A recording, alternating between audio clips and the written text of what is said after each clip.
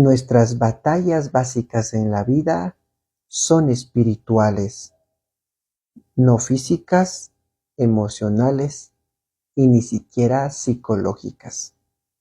Después de mucho tiempo, hoy continuamos con la serie Ocúpate en la lectura. En este caso, el libro Vence el temor al fracaso, escrita por Erwin Lutzer. Hoy toca el capítulo 7 titulado Tu primera gran batalla. Y para ello, antes de continuar, debemos leer el libro de Josué capítulo 6. Bueno, yo ya lo leí. Espero que lo hagas antes de continuar con este video. Así que voy a continuar. Se cuenta la historia de dos hombres, ambos gravemente enfermos, que compartían la misma habitación de hospital. A uno de ellos se le permitía sentarse en la cama durante 1 hora por las tardes como parte de su tratamiento para drenar líquido de los pulmones, y su cama se encontraba junto a la ventana. Sin embargo, el otro hombre tenía que pasar todo el tiempo acostado. Ambos tenían que estar quietos, no podían leer, escuchar la radio y, por supuesto, no podían mirar televisión. Conversaban durante horas sobre sus esposas, sus hijos, sus hogares y sus trabajos. Todas las tardes, cuando el hombre de la cama junto a la ventana se sentaba durante 1 hora, pasaba el tiempo describiendo lo que veía afuera, y el otro hombre comenzó a vivir para esperar esas horas. Aparentemente, la ventana daba a un parque que tenía un lago en el que había patos, cisnes, niños que les tiraban pan y jugaban con barquitos veleros, además de jóvenes enamorados que caminaban tomados de la mano. Había flores y extensiones de césped, juegos de softball, personas que tomaban el sol y, en la distancia, una delgada línea del horizonte de la ciudad. El hombre que estaba acostado escuchaba todo eso y disfrutaba minuto a minuto. Cómo libraron a un niño de caerse en el lago, lo hermosas que se veían las niñas con sus vestidos de verano, y luego un emocionante partido de pelota o un niño jugando con su perrito. Llegó un momento en que el hombre que se encontraba acostado casi podía ver lo que estaba sucediendo afuera. A medida que los días pasaban, el hombre que tenía que estar acostado se volvió resentido porque no podía sentarse junto a la ventana para ver todo aquello por sí mismo. Se quejaba, no dormía y se enojaba cada vez más por su condición. Una mañana encontraron muerto al hombre que estaba junto a la ventana. Se llevaron el cuerpo silenciosamente. Tan pronto como le pareció prudente, el otro hombre preguntó si lo podían cambiar a la cama que estaba junto a la ventana. Y cuando lo cambiaron, lo metieron en la cama, lo pusieron cómodo y lo dejaron solo para que estuviera quieto y tranquilo. Tan pronto se fueron, él se sentó apoyándose en el codo, con mucho dolor y trabajo, y miró por la ventana. Lo que tenía enfrente era una pared blanca. Todos nosotros, tarde o temprano, nos vamos a encontrar acorralados, sin puerta ni ventana. Encontraremos una pared blanca en nuestro camino espiritual que será difícil de quitar, por no decir imposible. Estará allí para provocarnos con burlas y también para perseguirnos. Cuando pensamos en conquistarla, parece como si gritara: ¿A que no te atreves? Josué se encontraba a unos cuantos kilómetros de de Jericó, frente al reto más grande de su carrera. Los astrólogos nos dicen que los muros tal vez tenían 3,5 metros de grosor y de 6 a 9 metros de altura. Las vigías probablemente se paraban sobre los muros para informar si había movimientos de soldados y asegurarse de que nadie tuviera el valor de escalar los muros con una escalera y una cuerda. Detrás de aquellos muros había formidables armas de guerra, suficientes para hacer estremecer al soldado más valiente. Penetrar ese recinto fortificado y derrotar al enemigo era más de lo que se podía esperar del mal equipado ejército israelita. Mientras Josué contemplaba aquellos enormes muros, tuvo la fe de mirar más allá de ellos. Interesante. Tuvo la fe de ver más allá de ellos. Aunque muchos de sus aterrorizados soldados veían solamente ladrillos y morteros, Josué pudo ver la gloria de Dios. El ojo de la fe no se ciega por las circunstancias. Por muy altos que sean los muros, Dios es todavía más alto. Piensa en esto. El ojo de la fe no se ciega por las circunstancias. Por muy altos que sean los muros, Dios es todavía más alto. Ahora que el oprobio de Israel había sido eliminado en Gilgal, la nación estaba lista para su primera guerra de verdad. El pueblo podía volver a creer. Tal como ya se ha indicado, Jericó representa en sentido figurado la oposición de Satanás cuando comenzamos a tomarnos a Dios en serio. Cuando cruzamos nuestro Jordán mediante la sumisión y la fe, vamos de inmediato camino al desaliento. Nos encontramos con un enemigo que parece más grande cada momento que pasa. Nos enfrentamos a esos muros cuyos fundamentos son profundos y parecen ascender a los cielos. Tu Jericó puede ser tu pasado de abuso, rechazo o dolor emocional. Puede ser la desintegración de tu matrimonio, un desastre económico o la inmoralidad. Sea lo que fuese, estorba en tu caminar con Dios. El Señor está preparado para ayudarnos en nuestra necesidad, tal como lo estaba para ayudar a Josué en la suya. Ganarles a nuestros enemigos es un don de Dios, pero se debe recibir con determinación y fe. Ojo, ganarles a nuestros enemigos es un don de Dios, pero se debe recibir con determinación y fe. Dios comienza haciéndole a Josué una promesa.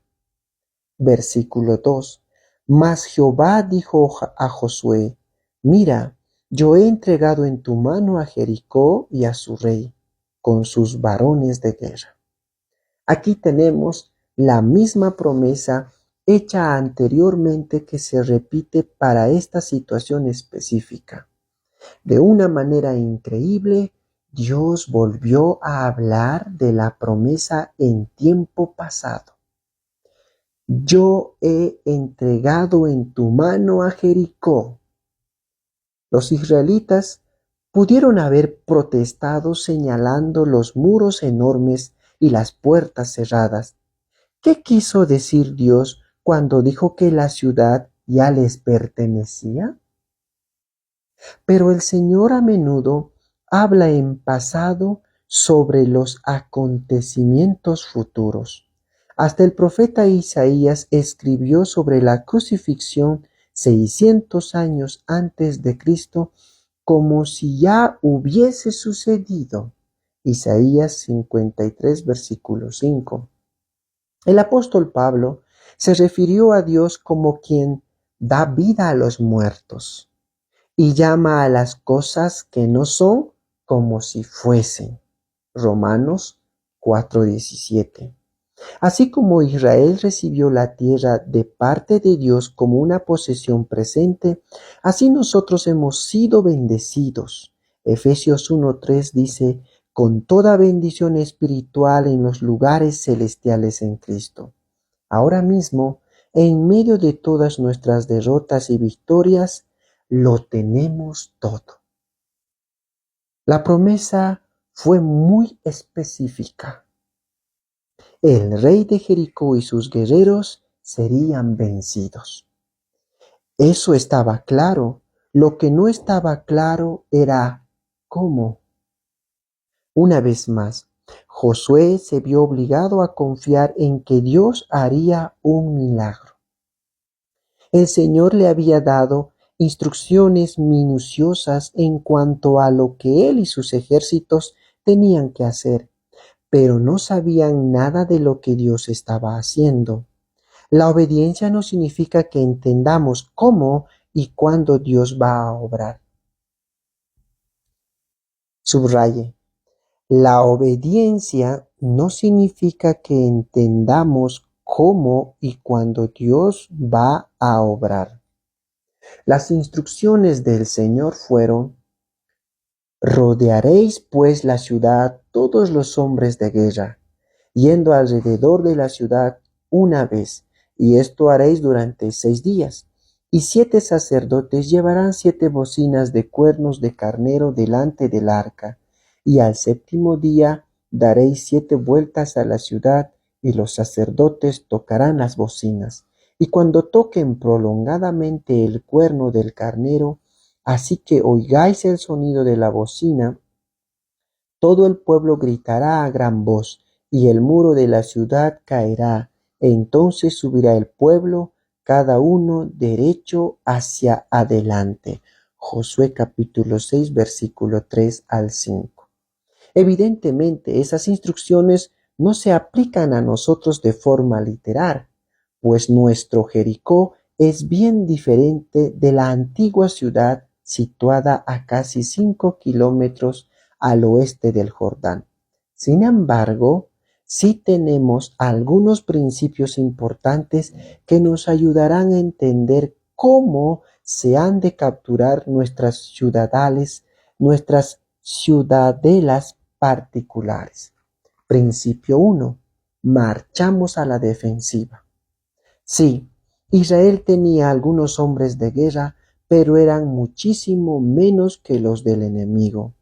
Tal como ya se ha señalado, sus armas eran inferiores y su estrategia ponía a prueba la credulidad.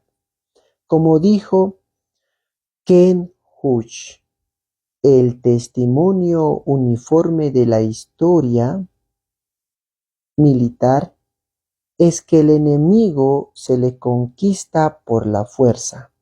Los muros de una ciudad desaparecen con bombardeos, luego se trepan con escalera y cuerda.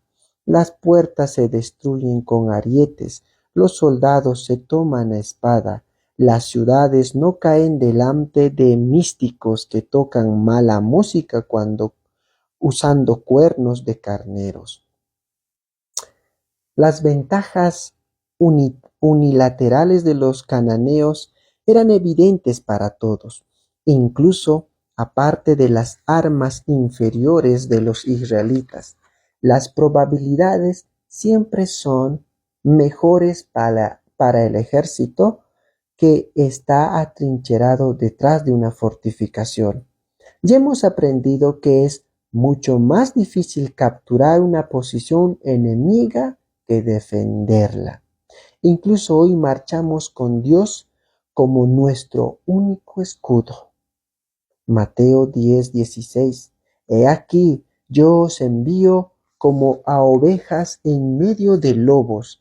Sed pues prudentes como serpientes y sencillos como palomas, dijo Cristo a sus discípulos. A menos que Dios nos defienda, estamos perdidos. La experiencia de Josué en Jericó es un recordatorio de que no hay fortificación que sea demasiado grande para Dios que lo venza. Tenemos que marchar, ¿eh? Tenemos que marchar con la confianza de que Dios nos dará la estrategia correcta para vencer al enemigo. Bienaventurados los que pueden ver más allá de sus propios muros al Todopoderoso. Principio número 2. Marchamos con paciencia. Durante 6 días, los israelitas marcharon alrededor de la ciudad sin prueba alguna de que estaban cerca de la victoria.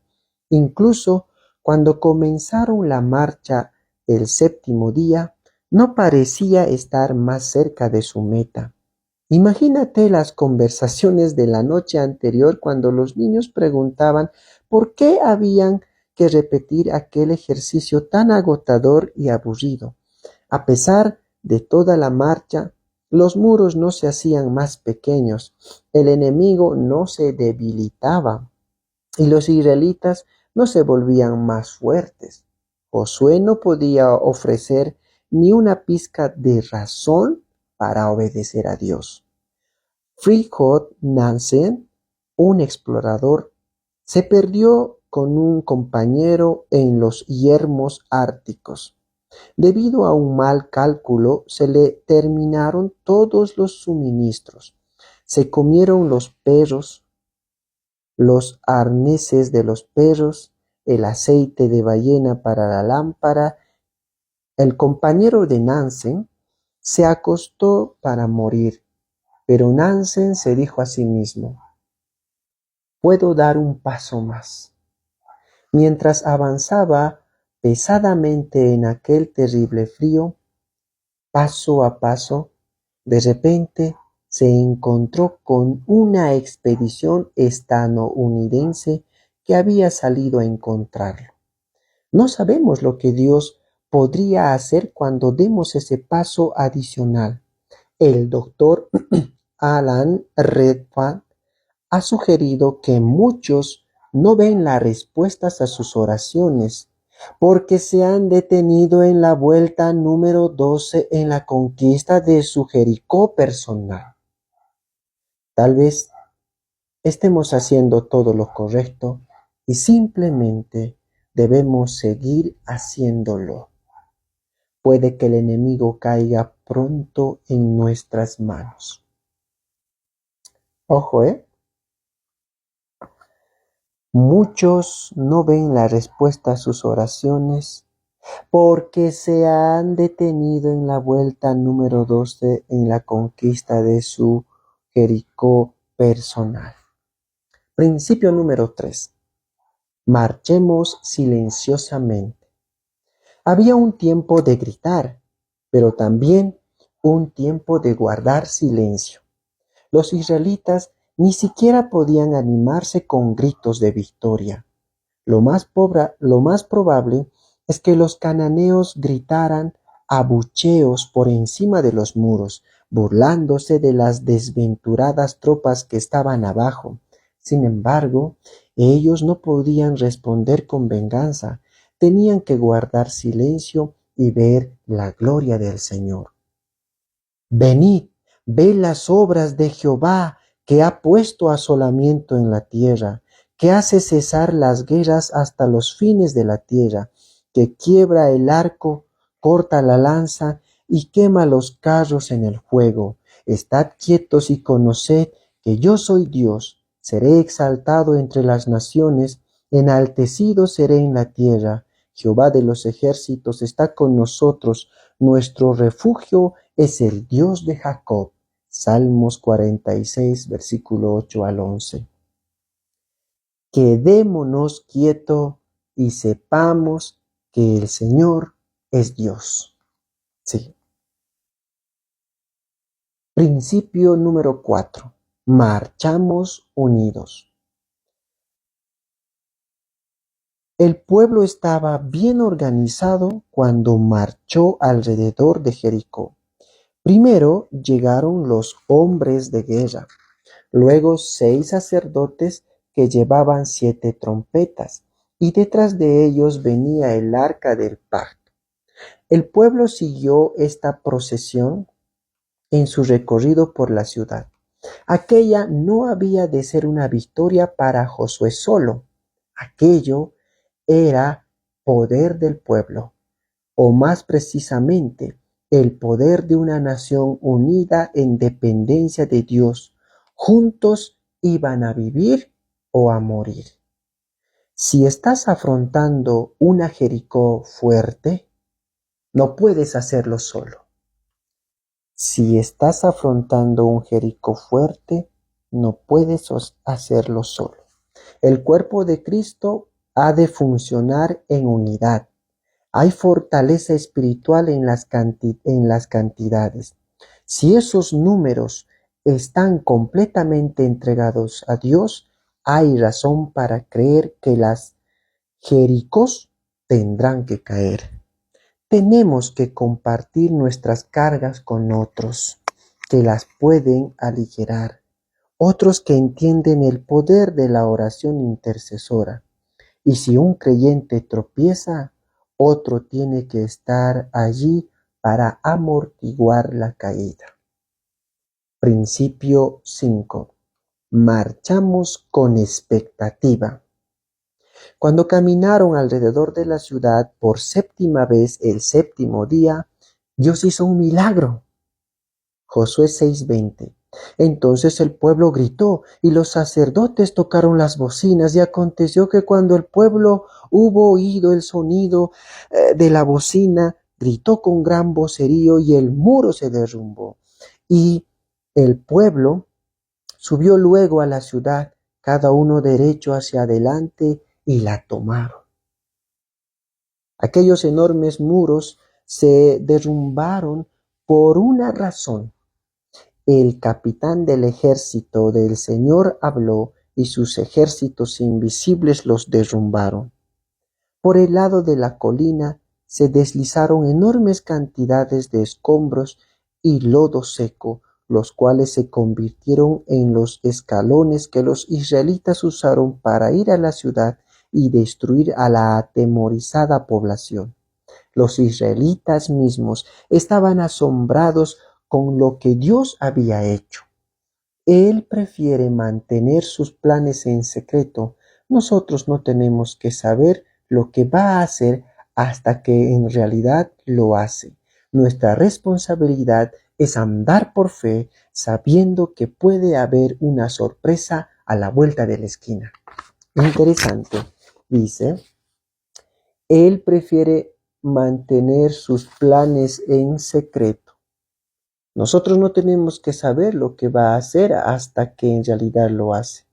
Nuestra responsabilidad es andar por fe sabiendo que puede haber una sorpresa a la vuelta de la esquina. Principio 6. Marchamos triunfantes.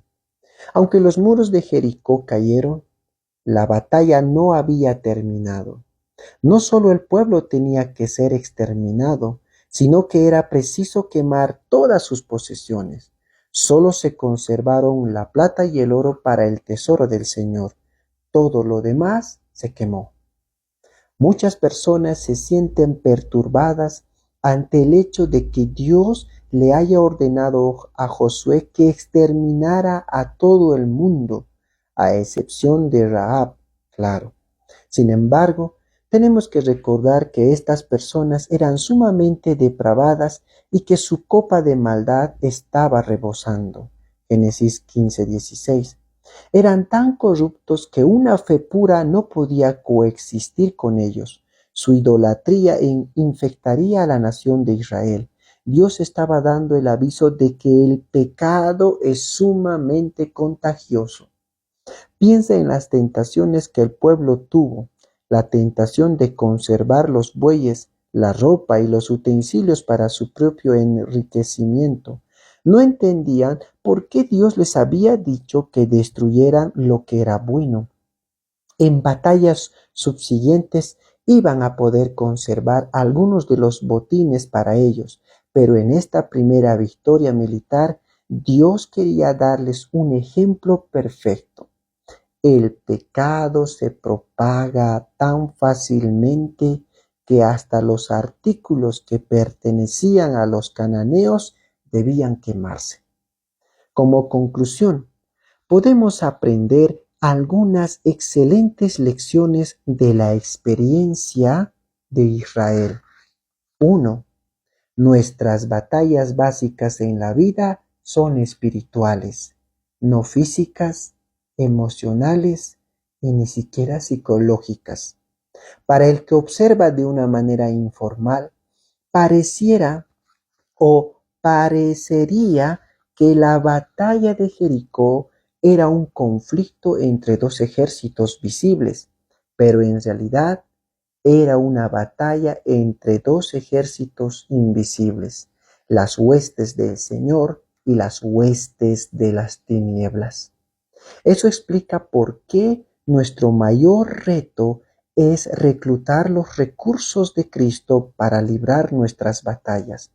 El verdadero conflicto no sucede únicamente entre marido y mujer, padre e hijos, empleados y empleados, empleadores o empleados. Esos conflictos solamente reflejan batallas en el mundo espiritual.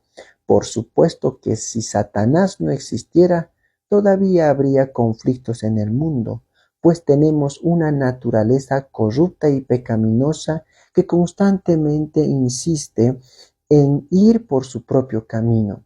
Pero la presencia de Satanás y sus espíritus malos hace que los conflictos manejables se vuelvan imposibles de manejar. El diablo toma una riña de poca importancia y la convierte en una guerra. El diablo toma una riña de poca importancia y lo convierte en una guerra. Detrás de nuestro Jericó visible hay un enemigo invisible al cual se puede vencer solamente con obediencia a Dios y fe en sus promesas. Enseñanza 2. Que ganemos o perdamos depende de nuestro enfoque. Si permanecemos de pie completamente contemplando los muros, van a parecer más grandes, mejor fortificados y más imposibles de superar. Si nos centramos en Dios, esos muros se convertirán en ventanas a través de los cuales podemos ver la gloria del Todopoderoso. Qué interesante. Si nos centramos en Dios, esos muros se convertirán en ventanas a través de los cuales podemos ver la gloria del Todopoderoso. A menudo me he convertido en un observador de muros. He pasado tiempo analizando mis muros, he estudiado sus fundamentos, he medido su altura y he calculado su peso y sin embargo, después de toda mi investigación, los muros no ceden. Durante la Segunda Guerra Mundial, un soldado joven llevó a su esposa a California, donde estaba apostado para recibir más entrenamiento. Un día se lo llevaron por 2 semanas, y la joven esposa se sintió abrumada por la soledad, el calor y las primitivas condiciones de vida. Le escribió a su madre diciendo que no podía soportarlo ni un minuto más. Su madre le contestó con las siguientes 2 líneas: 2 hombres están tras las rejas de una prisión. Uno de ellos ve el fango, el otro las estrellas. Esas 2 líneas transformaron la actitud de la joven. Empezó a ver a Dios en sus circunstancias y buscó oportunidades de sacar el mejor provecho a la situación. Ver la belleza de Dios más allá de una pared blanca es privilegio de todos nosotros. Algunos lo hacen mejor que otros, pero todos tenemos que ver más allá de nuestra prisión. Tenemos que ver a Dios. El primer paso para vencer nuestra Jericó personal es mirar de reojo los muros y fijar la vista en Dios. Salmo 60:12. En Dios haremos proezas y Él hollará a nuestros enemigos. Lo que realmente importa no es dónde estás, sino lo que ves.